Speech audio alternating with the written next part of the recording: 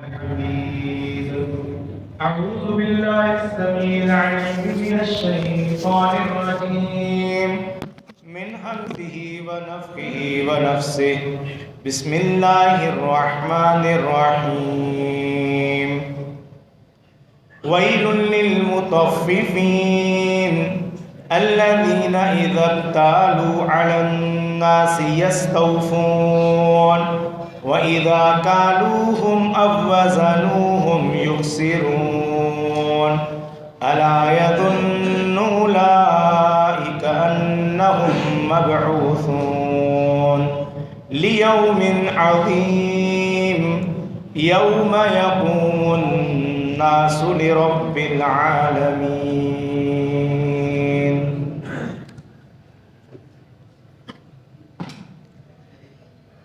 دین اسلام نے اپنے ماننے والوں کو زندگی گزارنے کے لیے کچھ قواعد اور ضوابط کا پابند کیا ہے. اگر اہل اسلام کے دیے ہوئے ان قواعد اور ضوابط کی پابندی کر لیں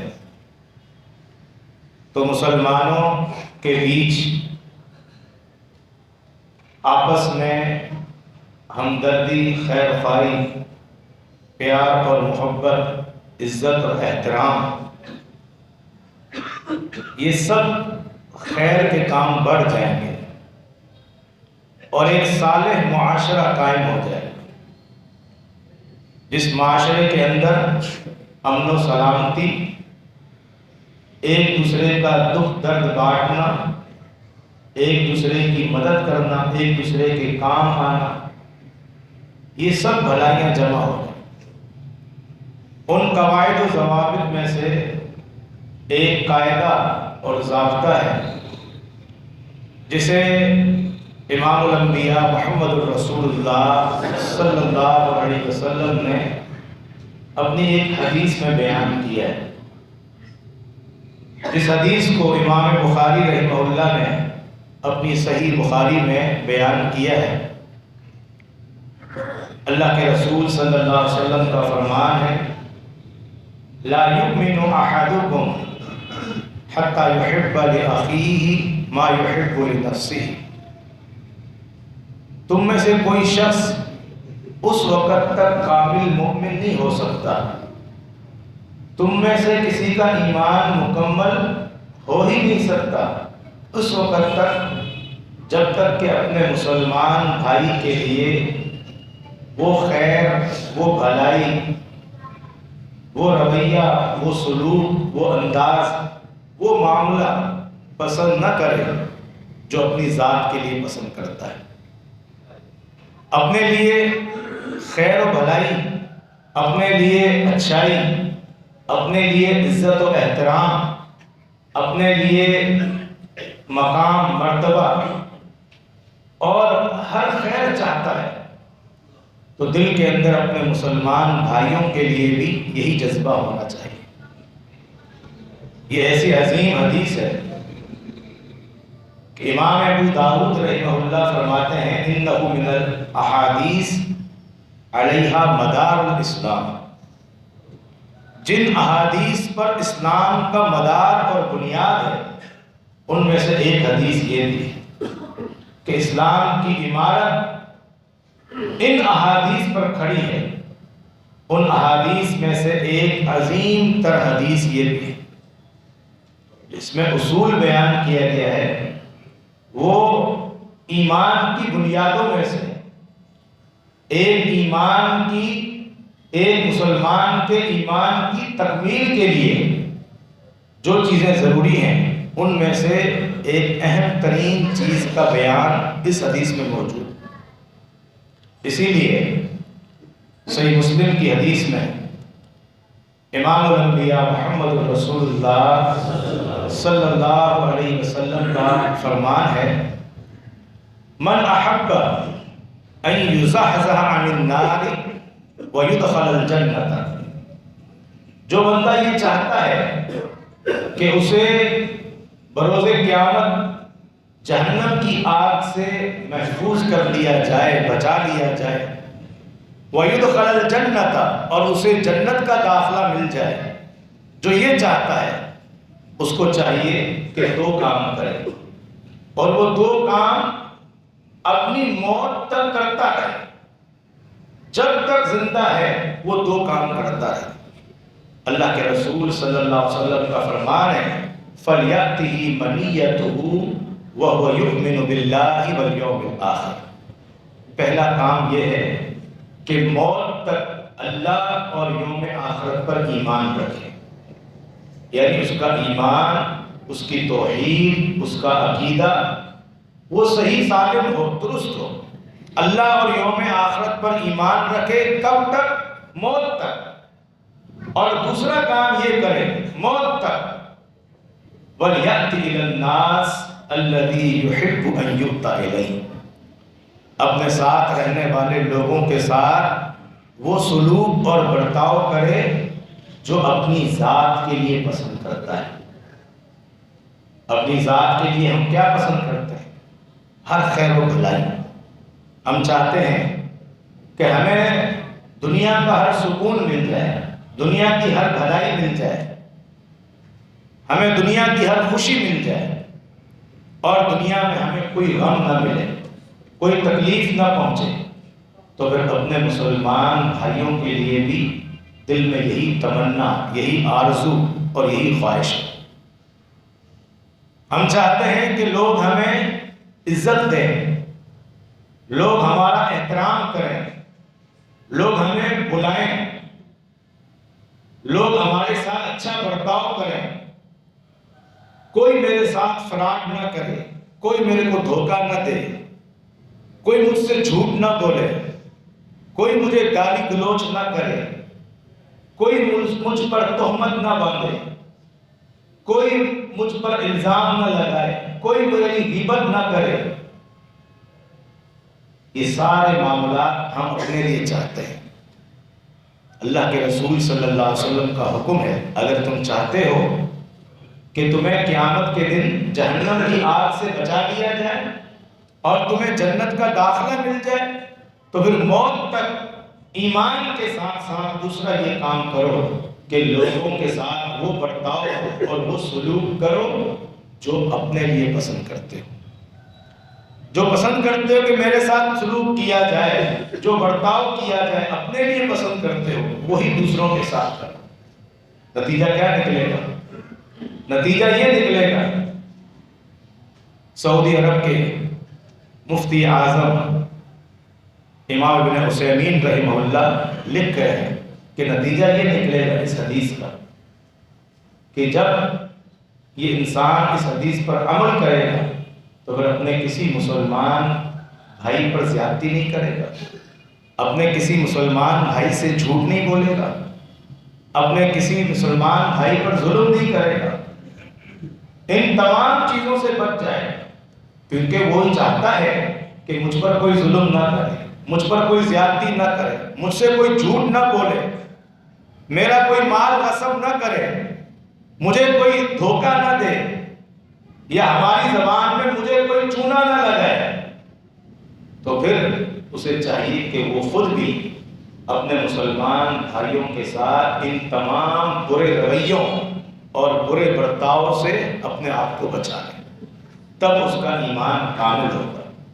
امام الانبیاء محمد رسول اللہ صلی اللہ علیہ وسلم کا فرمان ذہن میں رہے کہ لا یؤمن احدکم، تم میں سے کسی کا ایمان کامل ہو ہی نہیں سکتا. تمہاری نمازیں، تمہارے روزے، تمہارا صدقہ اور خیرات، ہر سال کے حج و عمرے، یہ سب اپنی جگہ پر، ان کے باوجود ایمان مکمل نہیں ہو سکتا. آج ہمارا معاملہ کیا ہے؟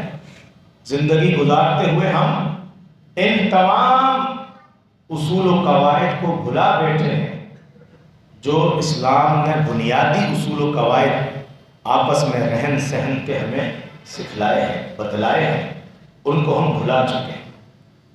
مسلم احمد کی حدیث ہے، صحابی رسول کہتے ہیں اللہ کے رسول صلی اللہ علیہ وسلم نے مجھے فرمایا اتحب الجنہ، کیا تم جنت چاہتے ہو، جنت سے محبت کرتے ہو؟ میں نے کہا ہاں اللہ کے رسول. میں جنت چاہتا ہوں، جنت سے محبت کرتا ہوں۔ فرمایا پھر یاد رکھو فَأَحِبَّ لِأَخِيكَ مَا يُحِبُّ لِنَفْسِكَ، پھر اپنے مسلمان بھائی کے لیے وہ پسند کرو جو اپنی ذات کے لیے پسند کرتے ہو۔ عمل بہت مشکل ہے، اس طرح کرنا بہت مشکل ہے۔ امام ابن صلاح رحمہ اللہ نے لکھا کہ اس طرح کا رویہ پوری زندگی اختیار کرنا بہت مشکل ہے اور عملی طور پر بڑا مشکل کام ہے، لیکن اس شخص کے لیے مشکل نہیں جس کی نگاہ آخرت پر ہو۔ تلک الدار الآخرہ نجعلها للذین لا یریدون علوا فی الارض ولا فسادا، یہ آخرت کا گھر جنت ہم نے ان لوگوں کے لیے بنایا ہے جو زمین میں نہ فساد چاہتے ہیں اور نہ اپنی برتری اور تکبر چاہتے ہیں، اپنی بڑائی نہیں چاہتے۔ اگر کسی مسلمان کو خیر ملا ہے تو ان کو خوشی ہوتی ہے، کسی مسلمان کو عزت ملی ہے، کسی مسلمان کے کاروبار میں ترقی ہوئی ہے تو مسلمان وہ خوش ہوتا ہے کہ اس کی نگاہ آخرت پر ہے۔ اسے دنیا کی طمع، دنیا کی لالچ، دنیا کے معاملات کے اندر مقابلہ بازی اور ایک دوسرے سے آگے بڑھنا، ایک دوسرے کی ٹانگیں کھینچنا اور ایک دوسرے کی ترقی پر جلنا، حسد کرنا، یہ اس کا مطمع نظر نہیں۔ جس کا مطمع نظر آخرت ہو اس کے لیے مشکل نہیں، باقی لوگوں کے لیے بہت مشکل ہے کہ جو اپنے لیے پسند کرے وہ اپنے مسلمان بھائیوں کے لیے پسند کرے۔ یہ ایک جامع ترین اصول ہے، جامع ترین اصول جو اللہ تبارک و تعالیٰ نے اور اللہ کے رسول صلی اللہ علیہ وسلم نے اپنی احادیث میں بیان کیا، اللہ تعالیٰ نے اپنے قرآن میں بیان کیا۔ مختلف ایسے احکامات اللہ نے دیے جہاں اس حکم کا خلاصہ یہی نکلتا ہے کہ جو اپنے لیے پسند کرتے ہو وہ اپنے مسلمان بھائیوں کے لیے پسند کرو۔ صحیح بخاری میں حدیث ہے، نبی کریم صلی اللہ علیہ وسلم کے بعض اصحاب سفر میں تھے، سفر میں جا رہے تھے، کہیں پڑاؤ ڈالا، ٹھہرے ہوئے تھے۔ وہاں سے ایک بکریوں کا چرواہا اپنی کچھ بکریاں لے کر گزرا، تو جب اس نے مسلمانوں کو دیکھا تو سلام کہا۔ مسلمانوں نے اسے سلام کا جواب دیا، لیکن سوچا کہ ہم تو اس کو جانتے نہیں اور ہم فی سبیل اللہ سفر میں نکلے ہوئے ہیں، جہاد فی سبیل اللہ کے سفر میں نکلے ہوئے ہیں اور ہر کافر کو مارنا ہے اگر وہ اسلام قبول نہیں کرتا تو انہوں نے سمجھا کہ یہ شاید ہمیں جان بوجھ کے جھوٹا موٹا سلام کر رہا ہے، یہ مسلمان نہیں۔ اسے پکڑا، اسے قتل کر دیا، بکریوں کا چھوٹا سا ریوڑ اسے مال غنیمت کے طور پر حاصل کر دیا۔ واپس آئے اللہ کے رسول صلی اللہ علیہ وسلم کے پاس، اللہ تعالیٰ نے قرآن کریم نازل فرمایا۔ اتنا اہم معاملہ اللہ نے قرآن کریم نازل فرمایا، یا ایھا الذین آمنوا اذا ضربتم فی سبیل اللہ فتبینوا، اے اہل ایمان جب تم اللہ کی راہ میں جہاد فی سبیل اللہ کے سفر پر نکلو، فتبینوا تو تحقیق کر دیا کرو، اپنا گمان، اپنا بدگمانی اس میں مبتلا نہ ہو بلکہ تحقیق کر لیا کرو۔ وَلَا تَقُولُوا لِمَنْ أَلْقَى إِلَيْكُمُ السَّلَامَ لَسْتَ مُؤْمِنًا، اور کسی ایسے شخص کو جو تمہیں سلام کہتا ہے اس کو تم یہ نہ کہو کہ تو مومن نہیں۔ تَبْتَغُونَ عَرَضَ الْحَيَاةِ الدُّنْيَا، تمہارے سامنے دنیا کی زندگی کا ساز و سامان، یہ بکریاں، یہ ریوڑ، یہ تمہارے سامنے ہے۔ تَبْتَغُونَ عَرَضَ الْحَيَاةِ الدُّنْيَا فَعِندَ اللَّهِ مَغَانِمُ كَثِيرَةٌ، جبکہ اللہ کے ہاں تو بڑے غنیمتیں ہیں جو تمہیں مل سکتی ہیں، اس لیے دنیا کے اس ساز و سامان کا ارادہ نہ کرو۔ پھر آگے اللہ تعالیٰ نے یہی سبق دیا کہ کیا تم اپنی ذات کے لیے یہ پسند کرتے ہو؟ كَذَلِكَ كُنْتُم مِّن قَبْلُ فَمَنَّ اللَّهُ عَلَيْكُمْ فَتَبَيَّنُوا، یہ بات یاد رکھو، یہ بندہ مومن تھا، مسلمان تھا، اسلام قبول کر چکا تھا، لیکن اس کا اسلام لانا تمہیں معلوم نہیں ہوا۔ لیکن یاد کرو اس وقت کو، تم بھی ایک وقت تھا جب نئے نئے مسلمان ہوئے تھے، یاد کرو اس وقت اسی طرح تم تھے۔ فمن اللہ علیکم، یہ تو اللہ کا احسان ہوا تم پر کہ تمہارا اسلام لوگوں کے سامنے واضح ہو گیا۔ دیگر مسلمانوں میں سے کسی نے تمہیں قتل نہیں کیا، تمہارا مال نہیں چھینا، تمہیں غیر مسلم نہیں سمجھا۔ تو اپنا وقت بھی یاد کرو، اگر اس وقت تمہارے ساتھ ایسا کیا جاتا، کیا تم اپنے لیے وہ سلوک پسند کرتے ہو جو آج تم نے اس چرواہے کے ساتھ کیا؟ فَتَبَيَّنُوا، یاد کرو، تحقیق کر لیا کرو۔ 2 مرتبہ اللہ نے کہا تحقیق کر لیا کرو، تحقیق کر لیا کرو۔ صحابہ کرام رضوان اللہ علیہم اجمعین کی جماعت جہاد فی سبیل اللہ میں نکلی ہوئی، اللہ تعالیٰ نے تنبیہ کر دی کہ جو اپنے لیے چاہتے ہو وہی اپنے مسلمان بھائیوں کے لیے پسند کرو۔ یہ سلوک جو تم نے اس کے ساتھ کیا ہے، جب تم اپنے لیے پسند نہیں کرتے تو پھر تم نے اس کے ساتھ بھی سلوک کی۔ آج اسی بدگمانی اور اپنی سوچ شیطانی وساوس کی بنیاد پر ہم لوگوں کے ساتھ، مسلمانوں کے ساتھ، مسلمان بھائیوں کے ساتھ، اپنے رشتہ داروں کے ساتھ، اپنے پڑوسیوں کے ساتھ کیا کچھ کر جاتے ہیں، وساوس کی بنیاد پر، بدگمانیوں کی بنیاد پر۔ کوئی حقیقت نہیں ہوتی، بس ایک سوچ شیطانی آتی ہے کہ نہیں اس نے یہ اس لیے کیا ہوگا، یا اس نے یہ اس لیے بولا ہوگا، یہ یہاں سے اس لیے گزرا ہوگا، اس نے یہ کام یوں کیا ہوگا۔ اس بنیاد پر، بدگمانی کی بنیاد پر ہم ایک پوری عمارت کھڑی کرتے ہیں اور اس کے بعد اپنے مسلمان بھائیوں سے، اپنے رشتہ داروں سے، اپنے پڑوسیوں سے دشمنیاں شروع کرتے ہیں۔ اب یہی بدگمانی اگر کوئی ہمارے بارے میں رکھے، ہمیں کسی چیز کا کوئی پتہ نہ ہو، ہم اپنی دنیا میں جی رہے ہوں، اپنی زندگی میں مگن ہوں، لیکن ہماری کسی حرکت، ہمارے کسی قول سے کوئی بدگمانی لے اور کوئی برا مطلب لے، بری سوچ اختیار کرے اور ہمارے بارے میں جانے کیا کچھ سوچے اور ایک بڑی عمارت کھڑی کر دے دشمنی کی، تو ہمارا کیا رویہ؟ ہم کیا سوچیں گے؟ یار میرے کو تو پتہ ہی نہیں تھا۔ لیکن یہ سب کچھ ہم اس وقت سوچتے ہیں جب ہم پر بات آتی ہے۔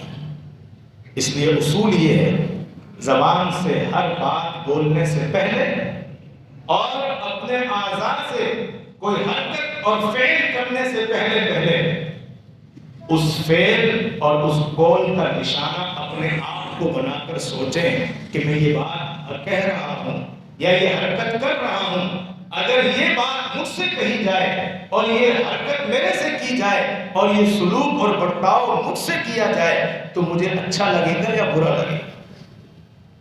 ہر بات میں دیکھ لیں، زندگی میں اٹھتے بیٹھتے، پڑوسیوں کے ساتھ، رشتہ داروں کے ساتھ، نمازی احباب کے ساتھ، اپنے کاروباری معاملات میں، جہاں بھی ہم ہوں، یہ اپنے ذہن میں رکھ لیں کہ وہ سلوک اور برتاؤ کریں جو سلوک اور برتاؤ ہم اپنے لیے پسند کریں۔ صحیح بخاری کی ایک اور حدیث، امام الانبیاء محمد الرسول اللہ صلی اللہ علیہ وسلم نے اپنے صحابہ اکرام رضوان اللہ علیہم اجمعین کو اسی حوالے سے ایک اور تنبیہ فرمائی۔ اللہ کے رسول صلی اللہ علیہ وسلم کا فرمان، لا يحلبن احد ماشیۃ امرئ بغیر اذنہ، فرمایا تم میں سے کوئی ایک اپنے کسی مسلمان بھائی کے مال مویشی جانور کا دودھ اس کی اجازت کے بغیر نہ دوئے۔ کسی جانور کا، کسی اور کے جانور کا دودھ آپ نے ضرورت ہے، نکالنا ہے، اپنے اس مسلمان بھائی جو اس جانور کا مالک ہے اس سے اجازت لے، اس کے بغیر نہ نکالنا۔ ہمارے ہاں تو شہری ماحول ہے، دیہات میں یہی ماحول ہے، کسی کی بکری کھڑی ہے، کسی کی گائے کھڑی ہے، دودھ چاہیے، بندہ ہے نہیں، چلو یار اس کی بکری سے نکال لو دودھ، چلو یہاں سے اس گائے سے دودھ نکال لو، اس کو بتا دیں گے بعد میں، یہ کر دو وہ کر دو۔ تو اس ماحول کے پیش نظر اللہ کے رسول نے فرمایا کسی کو اجازت نہیں کہ کسی کی اجازت کے بغیر اس کے جانور کا دودھ دو۔ پھر اللہ کے رسول صلی اللہ علیہ وسلم نے اس حکم کو اسی بنیاد پر کنورٹ کیا کہ کیا تم یہ پسند کرتے ہو کہ تمہارے گھروں میں اوپر بالا خانوں میں اسٹور بنے ہوئے ہیں جہاں تم نے اپنی خوراک اسٹاک کی ہوئی ہے، گندم پڑی ہے، جو پڑے ہیں، کھجوریں پڑی ہیں، جو تم اپنے ہاں خوراک اسٹاک کرتے ہو، کیا تم پسند کرتے ہو تمہارے اسٹور کا کوئی تالا توڑے، دروازہ کھولے اور وہاں سے تمہاری خوراک میں سے کچھ لے لے تمہاری اجازت کے بغیر؟ یہ پسند کرتے ہو؟ صحابہ نے کہا نہیں اللہ کے رسول، ہم پسند نہیں کرتے۔ فرمایا بالکل اسی طرح جو مال مویشی رکھنے والے لوگ ہیں ان کی خوراک ان کے جانوروں کی تھنوں میں موجود دودھ ہی ہے جو تم بغیر اجازت کے نکال لیتے ہو، لہذا خبردار آئندہ کوئی کسی کے جانور کا دودھ بغیر اجازت کے نہ نکالے۔ جب اپنے لیے ایسا سلوک پسند نہیں کرتے کہ میری اجازت کے بغیر میرا اسٹور کوئی کھولے، میری خوراک میں سے کچھ نکالا جائے، تو تم دوسروں کے ساتھ وہ سلوک کیسے کرتے ہو جو تم اپنے لیے پسند کرتے؟ اس اصول کو ہم اپنی پوری زندگی پر لاگو کریں۔ اگر ہم ایک کاروباری ہیں، دکاندار ہیں، تو ہم اپنی دکان پر بیٹھے ہیں اور مسلمان گاہک آ رہے ہیں، ان کے ساتھ ہمارا سلوک، رویہ، برتاؤ یہی ہونا چاہیے۔ خیر خواہی کی بنیاد پر کسی کو مشورہ دیں۔ اب ایک شخص، ایک گاہک آتا ہے ہماری دکان پر، ہم سمجھ جاتے ہیں کہ یہ شخص بیچارہ اسے اس مال کے بارے میں کچھ پتہ نہیں، یہ پہلی مرتبہ یہ چیز خرید رہا ہے، پہلی مرتبہ یہ کپڑا خریدنے آیا ہے، پہلی مرتبہ فلاں چیز خریدنے آیا ہے، جو بھی چیز ہم بیچ رہے ہیں، اس کو میں 1 نمبر کی جگہ پر 2 نمبر مال دے دوں، اچھی کمپنی کی جگہ پر ہلکی کمپنی کا مال جس میں مجھے پروفٹ زیادہ ہو وہ تھما دیں۔ آج ہماری مارکیٹ میں یہی ہے، جہاں چلے گئے بھائی کوئی اچھی چیز دکھانا، ارے بھائی میں آپ کو ایک اچھی چیز دکھاتا ہوں، یہ نئی کمپنی کی نئی چیز آئی ہے، بالکل اسی طرح ہے، اوریجنل ہے اور ایسے ہے ویسے ہے، اور اس بندے کو اس اوریجنل کی رقم میں ہم اسے ڈپلیکیٹ اور 3 نمبر 2 نمبر مال پکڑا دیتے ہیں۔ اور یہ سلوک کیا ہم اپنے لیے پسند کرتے ہیں؟ یہی دکاندار جب یہ خریدار بن کر کسی دکان پر جائے اور کوئی اس کے ساتھ یہی سلوک کرے، یہی انداز اختیار کرے، یہی سلوک کوئی اس کے ساتھ کرے، اور اس کو بعد میں معلوم ہو کہ میرے ساتھ تو گیم کھیلا گیا ہے، مجھے چونا لگایا گیا ہے، پھر ہم برا بھلا کہتے ہیں، گالیاں دیتے ہیں، لوگوں کو پھر ہم اسلام سکھاتے ہیں کہ یہ مسلمان ہوئے ہیں، کیسے مسلمان ہیں، کیسے مسلمان ہیں۔ یہی مسلمانی ہمیں اس وقت یاد نہیں آتی جب ہم اپنی دکان پر بیٹھے ہوتے ہیں، اپنی دکان پر جب بیٹھے ہوتے ہیں اس وقت ہمیں یہ مسلمانی اور یہ خیر خواہی اور یہ دھوکے سے اجتناب، جھوٹ سے اجتناب، یہ اس وقت ہمیں خیال نہیں آتا۔ رقم بڑھا کر بتانا، چیز کی رقم کسی بھی چیز کی اس سے منافع آپ حاصل کر سکتے ہیں۔ دین اسلام نے منافع کی کوئی حد اور لمٹ مقرر نہیں کی، لیکن اس کے لیے کچھ شرائط ہیں۔ نمبر 1، کسی مسلمان کے ناواقفیت سے آپ ناجائز فائدہ نہ اٹھائیں۔ کوئی انجان ہے، اس بیچارے کو پتہ ہی نہیں کہ مارکیٹ میں اس چیز کا ریٹ کیا ہے، اب آپ اس کو گھما پھرا کر کہیں کہ جناب یہ 100 والی چیز آپ کو 400 میں ملے گی، 300 میں آپ لینے چلیں، وہ خوشی چیز 300 میں لے کے جا رہا ہے اور مارکیٹ میں وہ چیز 100-150 کی مل رہی ہے۔ اب پھر ہم کہتے ہیں نہیں جی منافع کی کوئی حد ہی نہیں ہے اسلام میں۔ یہ ایسا منافع ناجائز ہے جس میں کسی مسلمان کی ناواقفیت اور اس کے انجان ہونے سے ناجائز فائدہ ہوتا ہے۔ اسی طرح کسی مسلمان کی مجبوری سے ناجائز فائدہ نہ اٹھایا جائے۔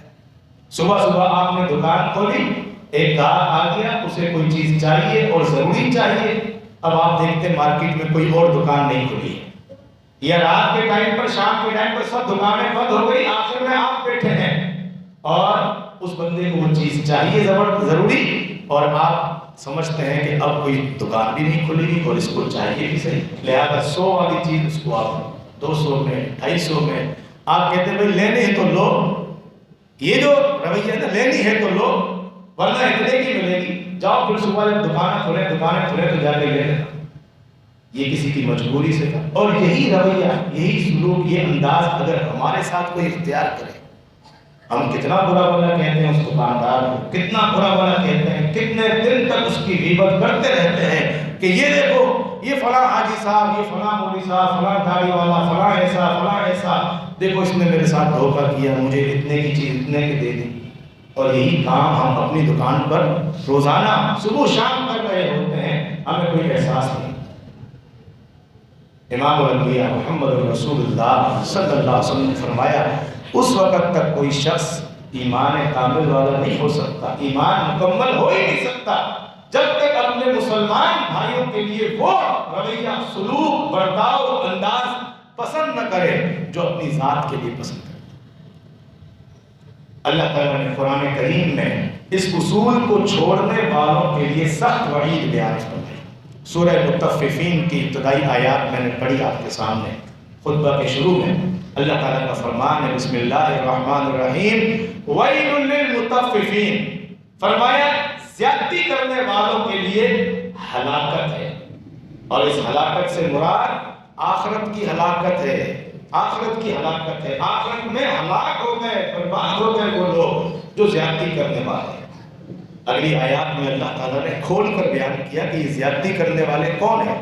فرمایا الذین اذا اکتالوا علی الناس یستوفون، یہ لوگ ہیں جب لوگوں سے کوئی چیز ناپ کر لیتے ہیں تو یستوفون، اپنی چیز پوری ناپ کر لیتے ہیں. جو چیز بھی لیتے ہیں اپنا حق پورا پورا لیتے ہیں. 1 لیٹر دودھ کے پیسے دیے ہیں تو دیکھ رہے ہوتے ہیں کہ دودھ والے نے پورا بھر کے ڈالا ہے یا نہیں ڈالا. یستوفون، فرمایا یہی لوگ ہیں جن کے لیے ہلاکت ہے. وَإِذَا قَالُوهُمْ أَوْ وَزَنُوهُمْ يُخْسِرُونَ، لیکن جب دوسروں کے لیے تولتے ہیں، دوسروں کے لیے جب یہ خود دکاندار بنتے ہیں، ناپتے ہیں تو یخسرون، تو اس میں کمی کرتے ہیں. فرمایا ایسے لوگوں کے لیے جو اپنے لیے کچھ اور پسند کرتے ہیں اور اپنے مسلمان بھائیوں سے سلوک اور رویہ اور اختیار کرتے ہیں، فرمایا ان کے لیے ہلاکت ہے. الا یظن اولئک انہم مبعوثون لیوم عظیم، کیا ان کو قیامت کے دن، اس عظیم دن کے اٹھائے جانے پر یقین نہیں ہے؟ اگر آخرت کے دن پر یقین ہوتا تو یہ اس طرح نہ کرتے. یوم یقوم الناس لرب العالمین، جس دن پوری انسانیت رب العالمین کے سامنے کھڑی ہوگی اور حساب کتاب دے گی، کیا ان کو اس رب العالمین کے سامنے کھڑے ہونے والے اس دن پر ایمان اور یقین نہیں؟ جو اپنے لیے پسند کریں وہی اپنے مسلمان بھائیوں کے لیے پسند، اور جو اپنے لیے ناپسند کریں وہ اپنے مسلمان بھائیوں کے لیے پسند کریں. اہل ایمان کو اللہ تبارک و تعالیٰ نے زکوٰۃ اور صدقات کرنے کا حکم دیا قرآن کریم. وہاں بھی اللہ تعالیٰ نے یہی فرمایا یا ایھا الذین آمنوا انفقوا من طیبات ما کسبتم ومما اخرجنا لکم من الارض. اے اہل ایمان، اپنے مال جو کماتے ہو یا جو فصلیں ہم تمہارے لیے زمین سے اگاتے ہیں اس میں سے جو پاکیزہ ترین مال ہے وہ اللہ کی راہ میں دیا کرو. اللہ کی راہ میں دیا کرو. جو پاکیزہ ترین مال ہے، عمدہ ترین مال ہے، وہ اللہ کی راہ میں خرچ کیا کرو. وَلَا تَيَمَّمُوا الْخَبِيثَ مِنْهُ تُنْفِقُونَ، اور ردی چیز کے بارے میں ارادہ نہ کرو کہ اللہ کی راہ میں یہ دے دیتا ہوں. جو چیز بیکار ہو جائے، فالتو ہو جائے، ردی ہو جائے، جو اپنے استعمال کے قابل نہ رہے، فرمایا ایسی چیزیں اللہ کی راہ میں دینے کا ارادہ نہ کرو. وَلَسْتُمْ بِآخِذِيهِ إِلَّا أَن تُغْمِضُوا فِيهِ، حالانکہ تم خود اگر تمہیں وہ چیزیں تھمائی جائیں تو تم ہرگز ان چیزوں کو نہیں لوگے الا یہ کہ چشم پوشی کر دو، آنکھیں بند کر کے لے لو تو اور بات ہے، ورنہ اپنے لیے تم کبھی وہ چیز دینا پسند نہیں کرو گے. وَاعْلَمُوا، جان لو، ان اللہ غنی حمید، اللہ تعالیٰ بے پرواہ ذات ہے، تعریف کیا ہوا ہے، اسے تمہارے اس مال کی کوئی حاجت اور ضرورت نہیں. لیکن اگر اچھا مال دو گے تو اس کا صلہ آخرت میں اچھا ملے گا، اور اگر بیکار مال دو گے تو پھر آخرت میں اس کا صلہ بھی بے صحیح. اس لیے جو چیز اپنے لیے پسند نہیں کرتے وہ اپنے مسلمان بھائیوں، غریبوں، مسکینوں، بیواؤں، یتیموں کو جب کوئی چیز خیرات اور صدقہ کے طور پر دے رہے ہو تو فرمایا من طیبات ما کسبتم، تمہاری کمائی میں سے، تمہاری فصلوں میں سے جو عمدہ ترین چیز ہو اس کو اللہ کی راہ میں دو، جس کو دینے میں بھی آپ کو خوشی ہو اور لینے والے کو بھی خوشی ہو، کسی غریب کی دعا بھی نکلے۔ اور ایسی چیزیں، ردی چیزیں وہ ہرگز اللہ کے راہ میں نہ دو جس کو تم اپنے لیے پسند نہیں کرتے۔ یہی اصول اور یہی رویہ ہمیں سکھلایا اسلام نے یتیموں کے بارے میں۔ سورہ نساء کا پہلا رکوع ہے، اس کے آخر میں اللہ تبارک و تعالی نے فرمایا وَلْيَخْشَ الَّذِينَ لَوْ تَرَكُوا مِنْ خَلْفِهِمْ ذُرِّيَّةً ضِعَافًا خَافُوا عَلَيْهِمْ، یہ ان لوگوں کو تنبیہ ہے جو یتیموں کا مال کھا جاتے ہیں۔ ایک بھائی فوت ہو گیا، اب اس کے پیچھے بیوہ ہے، یتیم بھتیجے ہیں، اب دوسرے بھائیوں کی تمنا یہ ہے کہ ان کو جائیداد میں سے کچھ نہ دیا جائے، اس بیوہ بھابھی کو نکال دیا جائے، ان کو دھکے دے کر یہاں سے گھروں سے نکالا جائے۔ اور یہ ہمارے معاشرے کے اندر عام ہے، کبھی کوئی چچا، کبھی کوئی تایا، کبھی کوئی ماموں، کبھی کوئی بڑا بھائی، جس کو ہاتھ لگتا ہے وہ موقع ملتا ہی یتیم کے مال پر ہاتھ صاف کرتا ہے۔ فرمایا ان لوگوں کو ڈرنا چاہیے۔ کیا ڈرنا چاہیے؟ کہ یہ سلوک اور رویہ جو دوسروں کے بچوں کے ساتھ اختیار کر رہے ہیں، کیا یہ اپنے بچوں کے لیے یہ رویہ پسند کرتے ہیں؟ اسی لیے اللہ نے فرمایا، قرآن کے الفاظ سنیں، وَلْيَخْشَ الَّذِينَ، فرمایا ان لوگوں کو ڈرنا چاہیے لَوْ تَرَكُوا مِنْ خَلْفِهِمْ ذُرِّيَّةً ضِعَافًا خَافُوا عَلَيْهِمْ، اگر آج یہ مر جائیں اور اپنے پیچھے کمزور بچے چھوڑ جائیں، چھوٹے چھوٹے بچے معصوم چھوڑ جائیں، اولاد اپنی کمزور چھوڑ جائیں، جن کے بارے میں انہیں خوف ہو، خطرہ ہو کہ یہ اب ضائع ہو جائیں گے، کہاں جائیں گے، کہاں دھکے کھائیں گے، جن کے بارے میں انہیں خوف ہے، ان کو ڈرنا چاہیے۔ یتیم کا مال کھانے سے پہلے سوچنا چاہیے اگر آج یہ مر جائیں کل کو ان کے بچوں کے ساتھ یہی سلوک کیا جائے تو کیا ان کو یہ سلوک اپنی اولاد کے ساتھ پسند ہے؟ جو سلوک، جو رویہ، جو انداز، جو طریقہ کار، جو معاملہ ہم اپنے بچوں کے لیے پسند نہیں کرتے، موت و حیات اللہ کے ہاتھ میں۔ یہ یتیم کا مال کھانے والا یہ کیا سمجھتا ہے کہ اس کو موت نہیں آئے گی؟ اگر آج یہ مر جائے اور دیگر بھائی دن اس کے بیوی بچوں کو دربدر کر دیں، وہ دھکے کھاتے پھریں، کیا یہ اپنے بچوں کے لیے پسند کرتا ہے؟ فرمایا جب اپنے لیے پسند نہیں کرتے، اپنے بچوں کے لیے وہ سلوک پسند نہیں کرتے تو پھر دوسروں کے بچوں کے ساتھ، دوسروں کی بیوہ کے ساتھ وہ سلوک کیسے کرتے؟ یاد رکھو ان الذین یأکلون اموال الیتامی ظلما انما یأکلون فی بطونہم نارا، جو لوگ یتیموں کا مال ظلماً کھاتے ہیں یہ لوگ کوئی مال نہیں کھا رہے، حقیقت میں یہ جہنم کی آگ اپنے پیٹ میں بھر رہے ہیں۔ وَسَيَصْلَوْنَ سَعِيرًا، اور عنقریب روز قیامت بھڑکتی ہوئی آگ میں داخل ہوں۔ یہی معاملہ اور یہی اصول ہم اپنی گھریلو زندگی کے اندر دیکھیں۔ گھریلو زندگی کے اندر بھی ہمیں اپنے یہی اصول دیکھنا چاہیے کہ ہم کیسے زندگی گزار رہے ہیں، کیسے زندگی گزار رہے ہیں۔ گھر کے اندر ایک ساس ہے، ایک بہو ہے، شروع سے ہی لڑائی چلتی آ رہی ہے، ہر دوسرے گھر کی یہی کہانی ہے، ہر گھر کی یہی کہانی ہے، ساس بہو کا جھگڑا۔ اب ساس کو بھی سمجھنا چاہیے یہی اصول اور بہو کو بھی سمجھنا چاہیے یہی اصول، لیکن کیا ہوتا ہے کہ ساس بھی وہ اس اصول کے بخلاف چل رہی ہے، بہو بھی اس اصول کے بخلاف چل رہی ہے۔ ساس یہ چاہتی ہے کہ میری بیٹی جہاں جائے وہاں اسے عزت دی جائے، مقام دیا جائے، مرتبہ دیا جائے، اس سے اتنے سارا گھر کا کام نہ کروایا جائے، اس کا شوہر اس کو کھلائے پلائے گھمائے پھرائے اور کوئی اس پر پابندی نہ ہو، وہ دن کو 1 بجے تک سوتی رہے، شاہانہ زندگی گزارے میری بیٹی سے۔ لیکن وہی اماں جی جب اپنے بیٹے کی شادی کرتی ہے اور اپنی بہو گھر لاتی ہے تو اس کا رویہ، سلوک، انداز تبدیل ہو جاتا ہے۔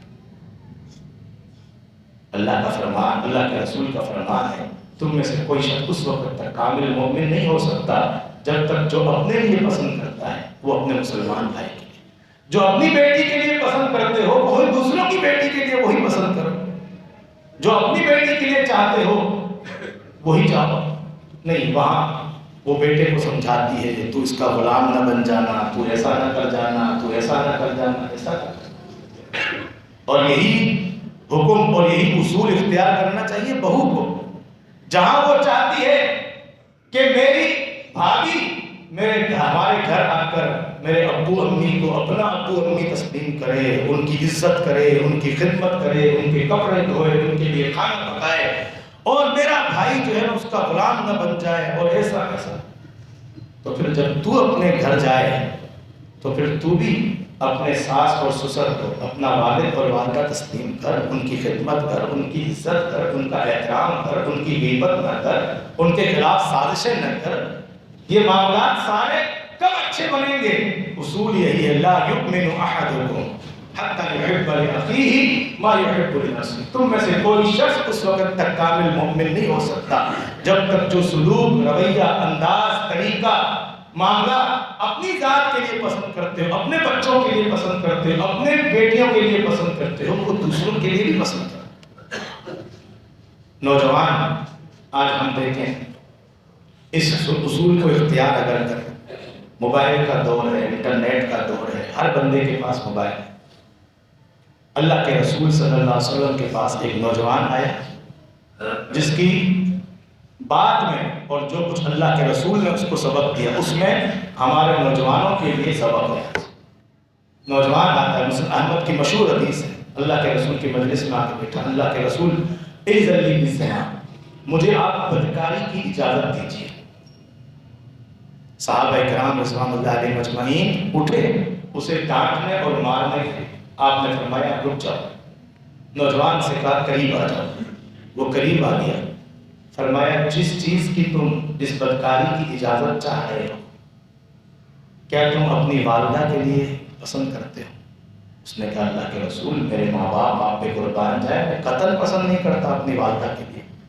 فرمایا اپنی بہن کے لیے، اپنی بیٹی کے لیے، اپنی خالہ کے لیے، اپنی پھوپھی کے لیے؟ ہر دفعہ وہ کہتا اللہ کے رسول نہیں نہیں، قتل نہیں۔ فرمایا پھر جو چیز، جو سلوک، جو بدکاری تم اپنے گھر کی محرمات کے لیے پسند نہیں کرتے تو پھر تم جس کے ساتھ یہ بدکاری کرو گے وہ بھی کسی کی ماں ہوگی، کسی کی بیٹی ہوگی، کسی کی بہن ہوگی، کسی کی خالہ ہوگی، کسی کی پھوپھی ہوگی۔ اس نوجوان کو بات سمجھ میں آ گئی، اللہ کے رسول صلی اللہ علیہ وسلم نے اس کے سینے پر ہاتھ مارا اور فرمایا اللہم طہر قلبہ، اے اللہ اس نوجوان کے دل کو پاک کر دے، اس کے گناہوں کو بخش دے، اس کو پاکیزہ زندگی نصیب فرما۔ راوی کہتے ہیں اس کے بعد اس نوجوان کی حالت یہ تھی، راستے پر چلتا تھا ادھر ادھر نہیں جھانکتا تھا، ادھر ادھر تاڑ جھاڑ نہیں کرتا تھا، بالکل سیدھا نظریں جھکا کر چلا کرتا تھا۔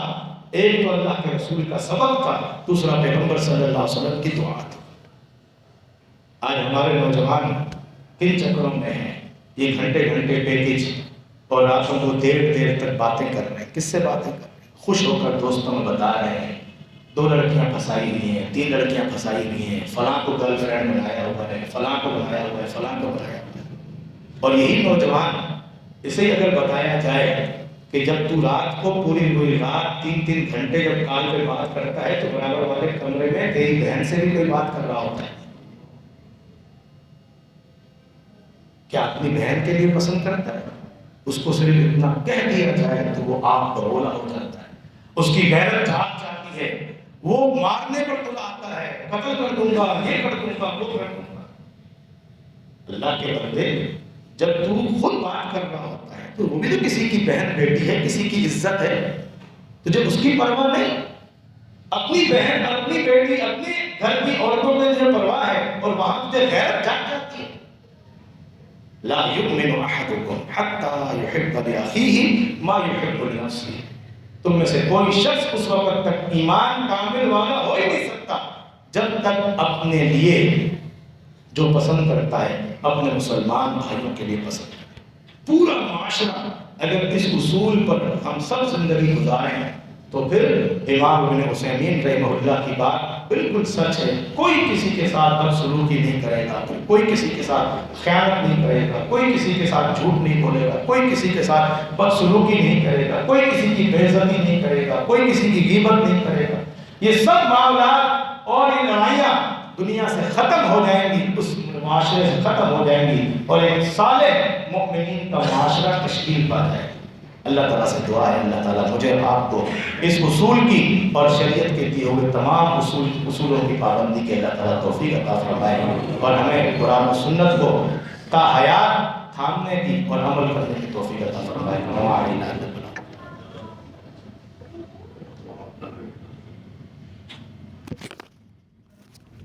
الحمد لله نحمده ونستعينه ونستغفره ونعوذ بالله من شرور انفسنا ومن سيئات